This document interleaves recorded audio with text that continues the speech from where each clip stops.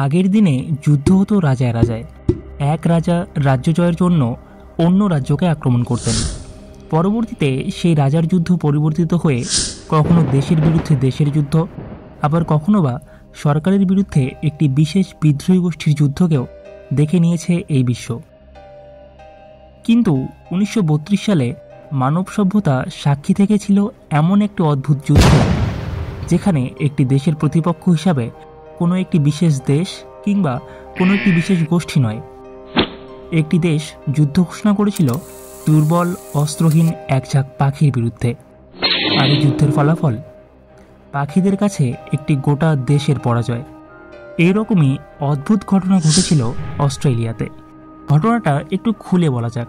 আসলে এই ঘটনার সূত্রপাত হয়েছিল প্রথম বিশ্বযুদ্ধের পর থেকেই। প্রথম বিশ্বযুদ্ধের পর গোটা বিশ্ব এক চরম সংকটের মধ্য দিয়ে যাচ্ছিল। প্রথম বিশ্বযুদ্ধের সহযোগী দেশ অস্ট্রেলিয়াও যার হাত থেকে রেহাই পায়নি। অস্ট্রেলিয়ার যুদ্ধবিরত সৈনিকরা তখন বেকার। এই বেকার সৈনিকদের অস্ট্রেলিয়ার সরকার কিছুটা জমি দিয়ে অস্ট্রেলিয়ার পশ্চিম অংশে ক্যাম্পিয়ান অঞ্চলে পাঠিয়ে দেয়। সেই সময় গোটা বিশ্বজুড়েই চলছিল চরম খাদ্য সংকট। আর এই খাদ্য সংকটের হাত থেকে রক্ষা পাওয়ার জন্যই অস্ট্রেলিয়ার সরকার তাদের চাষিদের গম চাষ করতে বলেছিল এবং সেই উৎপাদিত ফসল বেশি দামে চাষিদের কাছ থেকে কিনবে বলে তাদেরকে আশ্বাসও দিয়েছিল। কিন্তু ফসল উৎপাদনের পর সরকার চাষিদের ফসলের মূল্য হিসাবে অনেকটাই কম মূল্য নির্ধারণ করে। সরকারের এই দ্বিমুখী আচরণের ফলে প্রতিবাদী কৃষকরা সিদ্ধান্ত নেয় যে তারা কেউই আর ফসল কাটবে না, মাঠের ফসল মাঠেই পড়ে থাকবে। কয়েক হাজার একরের ফসল নিয়ে সেই দুর্দিনে অস্ট্রেলিয়ার সরকারের যে একদম মাথা ব্যথা ছিল না, সেটা কিন্তু একদমই নয়। আসলে সরকার কৃষকদের কাছ থেকে এক কথায় ব্ল্যাকমেলিংয়ের মাধ্যমে ফসল নেওয়ার চেষ্টা করছিল। কারণ সরকার জানতো যে এতগুলো ফসল মাঠে পড়ে থাকলে সেগুলি এমনিতেই নষ্ট হয়ে যাবে, আর তখন কৃষকরা কম দামে সরকারের কাছে ফসল বিক্রি করতে বাধ্য হবে। কিন্তু অস্ট্রেলিয়া সরকার তখন এটা আন্দাজি করতে পারেনি যে ফসল নষ্ট হওয়ার থেকেও বড় বিপদ তাদের সামনে অপেক্ষা করছে। আর এই বিপদটি হলো এমু পাখি। এমু পাখি, যেটা শুধুমাত্র অস্ট্রেলিয়াতেই পাওয়া যায়। ডিসেম্বর থেকে জানুয়ারি পর্যন্ত তাদের ব্রিডিং সিজন অর্থাৎ প্রজনন সময় চলতে থাকে। এই প্রজনন ঋতুর পর তারা স্থলপথে উপকূল অঞ্চলের দিকেই মাইগ্রেট করে। ব্রিডিং সিজনের পর হাজার হাজার এমু পাখি যখন উপকূলের দিকে পরিভ্রমণ করছিল, তখন পশ্চিম অস্ট্রেলিয়ায় পড়ে থাকা সেই সুবিশাল গম ক্ষেতের দিকে তাদের নজর পড়ে। ফলত প্রায় 20,000 এমু পাখির একটি বিশাল দল সেই পড়ে থাকা গম ক্ষেতের ভেতরে ঢুকে পড়ে এবং নিমেষে এই গমের ক্ষেতগুলিকে নষ্ট করে ফেলে। প্রায় 5.5 ফুট লম্বা এবং 45 কেজি ওজনের এই পাখিটি একদিনে প্রায় 2.5 কেজির মতো খাবার খেয়ে থাকে। তাহলে একবার ভেবে দেখুন তো, 20,000-এর একটি এমু পাখির দল একদিনে কতটা পরিমাণ ফসল খেয়ে শেষ করে দেবে। এই 20,000 এমু পাখির বিশাল দলটি একদিনে প্রায় 25 থেকে 30 একর জমির ফসল একেবারেই শেষ করে ফেলত। প্রথম কয়েক সপ্তাহ কৃষকরা এমু পাখিদের হাত থেকে ফসলকে রক্ষা করার চেষ্টা করলেও 20,000 এমু পাখির সাথে তারা পেরে ওঠেনি।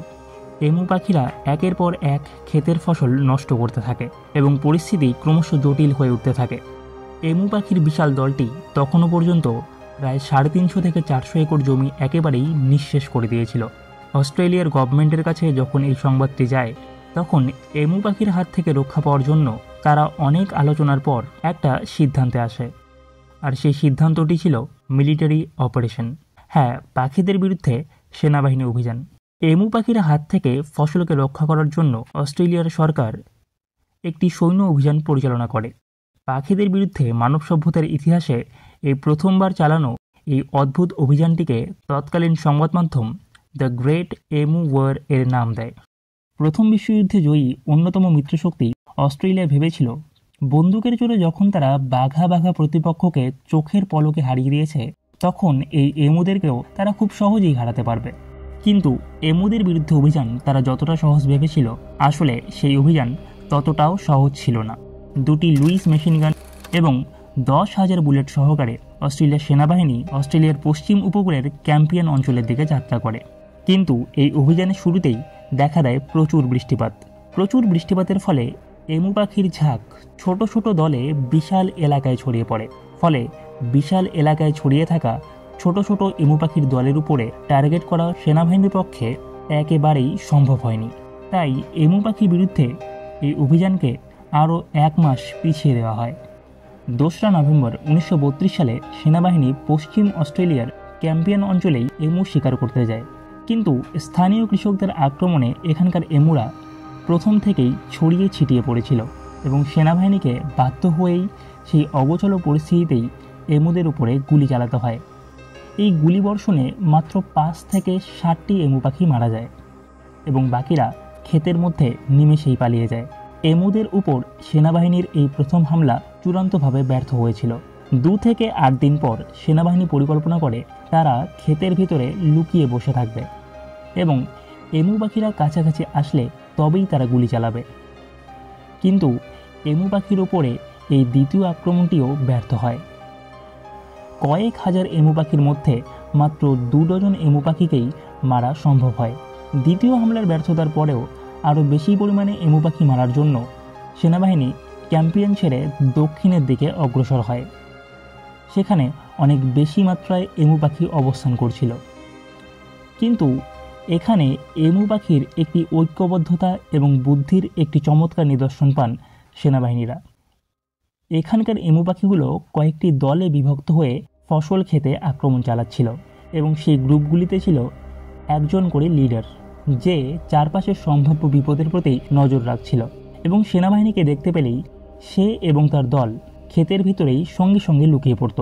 বারবার এমুদের হাতে নাজেহাল এই সৈন্যবাহিনীর মনোবল একেবারেই ধীরে ধীরে ভেঙে পড়ছিল। বন্দুক এবং কামান থাকা সত্ত্বেও তারা পাখিদের বিরুদ্ধে এই যুদ্ধে স্পষ্টতই হেরে যাচ্ছিল। শেষ পর্যন্ত মেশিন গান ব্যবহার করেও এমুদের বিরুদ্ধে এই অভিযানে সেনারা মাত্র 986টি এমু পাখি মারতে সক্ষম হয়েছিল। কিন্তু এই 986টি এমু পাখি মারতে খরচ করতে হয়েছিল প্রায় 10,000 রাউন্ড বুলেট, অর্থাৎ একটি এমু পাখি মারতে প্রায় 10টিরও বেশি বুলেট খরচ করা হয়েছিল। আর যখন এই বিষয়টি পার্লামেন্টে ওঠানো হয় তখন অস্ট্রেলিয়ার সরকার এমুদের বিরুদ্ধে তাদের পরাজয়কে স্বীকার করে নেয় এবং তাদের বিরুদ্ধে অভিযান চালানো বন্ধ করে দেয়।